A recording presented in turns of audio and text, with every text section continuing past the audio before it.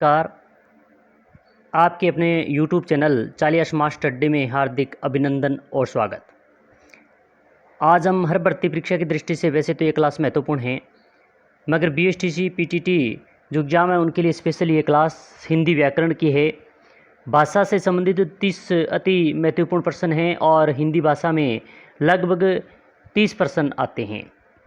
तो ये प्रश्न हैं जो महत्वपूर्ण हैं, इम्पोर्टेंट हैं और टॉपिक वाइज ये प्रश्नों का हम अध्ययन करेंगे। विगत परीक्षाओं में भी पूछे गए महत्वपूर्ण प्रश्न हैं, आगामी भर्ती परीक्षा में आ सकते हैं और ये बहुत ही महत्वपूर्ण इम्पोर्टेंट प्रश्न हैं। हिंदी व्याकरण के संपूर्ण टॉपिक जो दिए गए हैं उन सभी का हम 30 प्रश्नों में अध्ययन कर लेंगे। तो आज का जो पहला प्रश्न है, देशभक्ति शब्द का कौन सा समास है? अव्ययभाव समास, तत्पुरुष, बहुव्रीहि और द्वंद्व समास। तो देश जो भक्ति दिया गया है इसमें कौन सा समास है? तो इसमें तत्पुरुष समास होगा, यानी बी ऑप्शन इसका सही उत्तर है। क्लास अच्छी लगे तो लाइक करें, शेयर करें। प्रश्न संख्या 2 है, आकाश में चंद्रमा चमक रहा है, रेखांकित शब्द का पर्यायवाची निम्न में से नहीं है। इनमें से पर्यायवाची कौन सा नहीं है? वाक्य दिया गया है, यहाँ पर अंडरलाइन आकाश है। आकाश में चंद्रमा चमक रहा है, तो इसमें पर्यायवाची कौन सा नहीं है? व्योम, गगन, रसाल और नभ। तो ऑप्शन संख्या जो 3 दिया गया है यानी सी दिया गया है, रसाल इसका पर्यायवाची नहीं होता है। आकाश का व्योम होता है, गगन होता है और नभ होता है। प्रश्न संख्या 3 है, किस क्रमांक में मूल शब्द और प्रत्यय सही अलग हैं? यानी प्रत्यय भी हैं और मूल शब्द भी दिए गए हैं। पहला है लुटेरा, लूट, धन एरा। बी है बचपन, बच, धनपन और खवैया, खेना, धनवैया और लड़ाकू, लड़, धन आकू। तो इनमें से सही मूल शब्द और प्रत्यय कौन सा है? तो सही मूल शब्द और प्रत्यय जो दिया गया है लड़ाकू है, लड़, धन आकू, यानी डी ऑप्शन इसका सही उत्तर है। प्रश्न संख्या 4 है, निम्न में से कौन सा उपसर्ग अरबी भाषा का नहीं है? बे, कम, हम, भर। तो इनमें से अरबी भाषा का शब्द नहीं है। कौन सा नहीं है? तो इसका जो सही उत्तर होगा भर, ये अरबी भाषा का नहीं है। ऑप्शन संख्या डी इसका सही उत्तर है। बाकी बे, कम और हम ये सभी अरबी भाषा के उपसर्ग हैं। प्रश्न संख्या 5 है, लाभ ही लाभ अर्थ के लिए सही लोकोक्ति है। पांचों उंगलियां घी में, पांचों उंगलियां बराबर नहीं होती, नेकी कर और दरिया में डाल, नेकी और पूछ पूछ। लाभ ही लाभ अर्थ में सही लोकोक्ति का अर्थ किसमें हुआ है? तो पांचों उंगलियां घी में, यानी ऑप्शन संख्या ए इसका सही उत्तर है। पांचों उंगलियां घी में होगी तो लाभ ही लाभ होगा, इस लोकोक्ति का सही अर्थ है। प्रश्न संख्या 6 दिया गया है, यदि मन लगाकर काम करोगे तो सफलता प्राप्त करोगे। वाक्य किस प्रकार का बताया गया है? साधारण वाक्य है, मिश्र वाक्य है, संयुक्त वाक्य है व उक्त सभी है। यदि मन लगाकर करोगे तो सफलता प्राप्त करोगे। तो यह जो वाक्य है वो मिश्रित वाक्य है, क्योंकि पहले वाक्य पर ही दूसरा वाक्य पूर्ण कर रहा है पहले वाक्य को। तो ऑप्शन संख्या 2 इसका बी इसका सही उत्तर होगा। प्रश्न संख्या 7 है, निम्न में से तत्पुरुष समास का उदाहरण है? आशातीत, यथाशक्ति, प्रतिदिन और आमरण। यह तत्पुरुष समास का उदाहरण बताना है। 7वां महत्वपूर्ण इंपॉर्टेंट प्रश्न है। तो आशातीत जो शब्द दिए गए हैं ऑप्शन संख्या ए यही तत्पुरुष समास का उदाहरण है। यथाशक्ति अव्ययभाव समास, प्रतिदिन और आमरण ये सभी अव्ययभाव समास के उदाहरण हैं, मगर आशातीत है वो तत्पुरुष समास का उदाहरण दिया गया है। प्रश्न संख्या 8 है, सरस का विलोम शब्द है नीरस, निर्जल, निरह और दुर्गम। सरस जो शब्द दिया गया है इसका विलोम शब्द नीरस होगा, यानी ऑप्शन संख्या ए इसका सही उत्तर है प्रश्न संख्या 8 का। प्रश्न संख्या 9 है, सोने में सुगंध मुहावरे का सही अर्थ है सुगंध युक्त आभूषण, सुंदर आभूषण, सुंदर वस्तु में और गुण होना, सुगंधित सोना। सोने में सुगंध, तो प्रश्न संख्या जो 9 दिया गया है महत्वपूर्ण है, इंपॉर्टेंट है। कई बार भर्ती परीक्षा में पूछा भी ये सोने में सुगंध मुहावरे का अर्थ बताएं। तो इसका सही होगा सुंदर वस्तु में और गुण होना, यानी ऑप्शन संख्या सी इसका सही उत्तर है। प्रश्न संख्या 10 दिया गया है कि अग्नि का पर्यायवाची नहीं है। तो 4 शब्द दिए गए, इनमें से अग्नि का पर्यायवाची कौन सा नहीं है? मयूख, पावक, वहीन और कृषाणु। देखते ही आप सभी को पता चल गया होगा कि अग्नि का जो पर्यायवाची नहीं है वह मयूख नहीं है। ऑप्शन संख्या ए गलत दिया गया है। बाकी पावक, वहीन और कृषाणु ये सभी अग्नि के पर्यायवाची दिए गए हैं। प्रश्न संख्या 11 है, यथाशक्ति शब्द का समास विग्रह होगा शक्ति के अनुसार, शक्ति और अनुसार, यथाशक्ति अनुसार, यथा और शक्ति। यथाशक्ति का समास विग्रह पीछे इसी के प्रश्न के बारे में चर्चा भी कर आए हैं। इसमें कौन सा समास है? तो अव्ययभाव समास है और इसका शक्ति के अनुसार ऑप्शन संख्या ए इसका सही समास विग्रह होगा। तो 11 का ऑप्शन संख्या ए सही उत्तर है। प्रश्न संख्या 12 है, दुर उपसर्ग से बना शब्द जिसका अर्थ कठिन हो, दुर्गति, दुर्गम, दुर्वस्था और दुर्जन। तो दुर उपसर्ग से बना शब्द का अर्थ कठिन होना, तो ऐसा शब्द कौन सा है जो दुर उपसर्ग से बना है और जिसका अर्थ हम लेंगे तो होगा कठिन, तो वो होगा दुर्गम। दुर धन गम, तो दुर उपसर्ग है, बी ऑप्शन सही है और इसका दुर्गम का अर्थ होता है कठिन। प्रश्न संख्या 13 है, रातों रात शब्द का सही समास विग्रह है। रातों रात जो शब्द दिया गया इसका सही समास विग्रह बताना है। रात और रात, रात में रात, रात ही रात में, रात से रात तक। तो इसका जो सही उत्तर होगा रात ही रात में, ऑप्शन संख्या सी इसका सही उत्तर है। प्रश्न संख्या 14 है, नानी के आगे ननिहाल का बखान का अर्थ इनमें से कौन सा है? नानी के आगे ननिहाल का बखान, इसका अर्थ कौन सा सही ये बताना है।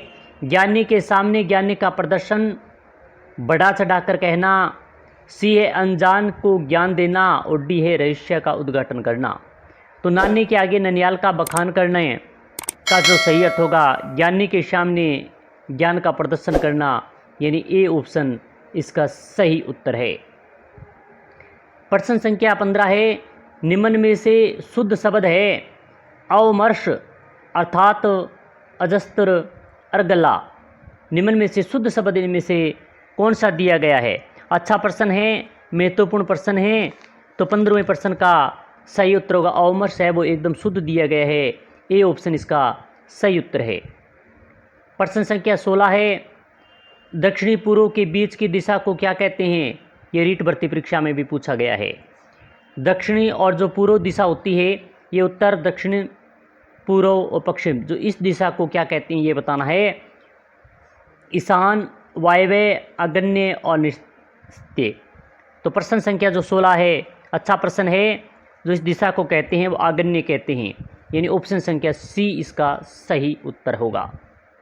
दक्षिणी पूर्व इस दिशा की बात है, यानी ये दक्षिणी हो गया, ये पूर्वी, तो इस दिशा को आग्नेय कहते हैं, ये दिशा नहीं है। प्रश्न संख्या 17 है कि जिसकी आशा न की गई हो वाक्य के लिए सही शब्द है। अप्रत्याशी, प्रत्यक्ष, अनायास, आशित। तो प्रश्न संख्या जो 17 दिया गया है महत्वपूर्ण है, जिसकी आशा न की गई हो वाक्य के लिए एक शब्द है और वह होगा अप्रत्याशित, ए ऑप्शन इसका सही उत्तर है। प्रश्न संख्या 18 है, अच्छा प्रश्न है, निम्नलिखित में से कौन सा सही विलोम शब्द युग्म नहीं है? यानी जो 4 दिए गए हैं प्रत्येक शब्द और विलोम शब्द, तो इसमें से सही कौन सा नहीं है? ए है सदाचारी का दुराचारी, बी है सम का विषम, सी है समर्थन का विरोधी और डी है समष्टि का विशिष्टि। तो प्रश्न संख्या जो 18 का सही उत्तर होगा सदाचारी और दुराचारी, ये गलत दिया गया है, एक ए ऑप्शन इसका सही उत्तर है। प्रश्न संख्या 19 है, जीवित रहने की तीव्र इच्छा को कहा जाता है जिज्ञासा, जिजीविसा, जिज्ञासा और जिंग्रिसा। तो जीवित रहने की तीव्र इच्छा, वेरी वेरी मोस्ट इंपॉर्टेंट प्रश्न है, कई बार भर्ती परीक्षा में पूछा भी गया है। तो जिजीविसा होता है, यानी बी ऑप्शन इसका सही उत्तर होगा। बहुत ही महत्वपूर्ण प्रश्न है जीवित रहने की तीव्र इच्छा, कई बार भर्ती परीक्षा में पूछा गया है। तो प्रश्न संख्या 19 का ऑप्शन संख्या 2 सही उत्तर होगा। प्रश्न संख्या 20 है, इनमें से कौन सा कथन पूरी तरह से तत्पुरुष समास से संबंधित है। यानी 4 दिए गए हैं, इनमें से तत्पुरुष समास से संबंधित कौन सा ये बताना है। इसमें पूर्व पद प्रधान होता है, ये तो गलत बात है। इसमें पूर्व पद संख्यावाची होता है, ये भी गलत बात है। इसका प्राय उत्तर पद प्रधान होता है, वेरी वेरी इंपॉर्टेंट क्वेश्चन है। और इसका सी उत्तर सही उत्तर होगा, क्योंकि इसका जो प्राय उत्तर पद होता है वो तत्पुरुष समास में प्रधान होता है। इसमें पूर्व पद अवयव होता है, ये तो अव्ययभाव समास में होता है। तो सी ऑप्शन इसका सही उत्तर होगा। प्रश्न संख्या 21 है, तुरंग का पर्यायवाची शब्द है घोड़ा, कुंजर, हिरण और हाथी। तो तुरंग का पर्यायवाची शब्द बताना है, और तुरंग का जो पर्यायवाची शब्द होता है वो घोड़ा होता है। यानी ए ऑप्शन इसका सही उत्तर है 21वें प्रश्न का। प्रश्न संख्या 22 है, निम्न में से किस समास के दोनों पद प्रधान होते हैं। अव्ययभाव, द्वंद्व, बहुब्रीहि और तत्पुरुष। तो दोनों पद किस में प्रधान होते हैं, आप भी साथ में कमेंट के माध्यम से बताएं कि निम्न में से किस समास के दोनों पद प्रधान होते हैं। और इस प्रश्न संख्या 22 का उत्तर आप कमेंट के माध्यम से बताएंगे कि इसका सही उत्तर दोनों पद प्रधान कौन सा है। तो प्रश्न संख्या 22 लिखकर ए बी सी डी जो भी सही है वो लिखें, आपके कमेंट का इंतजार रहेगा। हमें आशा ही नहीं, पूर्ण विश्वास है कि आप इसका उत्तर अवश्य देंगे। प्रश्न संख्या 23 है, निरामिष शब्द का विलोम है विष, सामिष, आवेश और अन्वेषण। तो निरामिष शब्द का विलोम शब्द बताना है, और निरामिष शब्द का जो विलोम शब्द होता है वो शामिष होता है। यानी बी ऑप्शन इसका सही उत्तर है। प्रश्न संख्या 24 है, क्रिया विशेषण उपवाक्य का उदाहरण है, जो लोग साहसी होते हैं वे सफल होते हैं। यदि तुम चलते तो मैं भी अवश्य चलता। सी है, वह धनवान है परंतु बहुत दुखी है। डी है, वह ईमानदार है इसलिए सबका विश्वस्त है। तो क्रिया विशेषण उपवाक्य का उदाहरण है। तो इसका जो यदि तुम चलते तो मैं भी अवश्य चलता, यानी बी ऑप्शन इसका सही उत्तर है प्रश्न संख्या 24 का। प्रश्न संख्या 25 है, अंगारों पर पैर रखना मुहावरे का सही अर्थ है।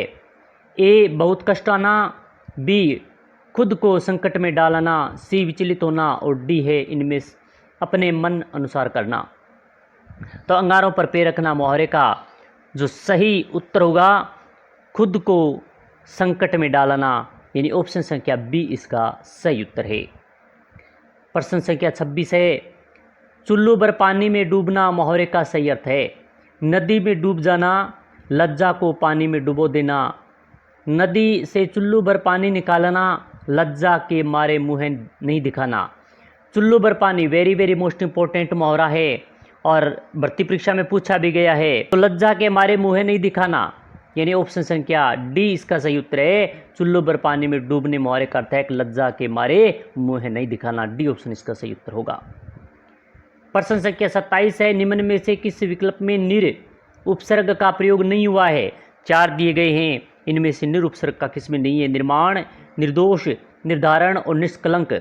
आपको देखते ही पता चल गया होगा कि निष्कलंक जो दिया गया है डी ऑप्शन वो प्रश्न संख्या 27 का सही उत्तर है, क्योंकि निर उपसर्ग का प्रयोग निष्कलंक में नहीं हुआ है। बाकी निर्माण, निर्दोष और निर्धारण में इसका प्रयोग हुआ है। प्रश्न संख्या 28 है, निम्न में से किस विकल्प में आ उपसर्ग नहीं हुआ, प्रयोग नहीं हुआ है। यानी जो आ उपसर्ग का प्रयोग किसमें नहीं है, आक्रमण में, आचरण में, आगमन में और आज में। तो इसका तो स्पष्ट उत्तर आपके सामने है कि जो आज जो दिया गया इसमें आ उपसर्ग नहीं है। डी ऑप्शन इसका सही उत्तर होगा। आक्रमण में आ उपसर्ग है, आचरण में और आगमन इन सभी में आ उपसर्ग दिया गया है, मगर जो नहीं दिया गया है वो डी ऑप्शन में नहीं है।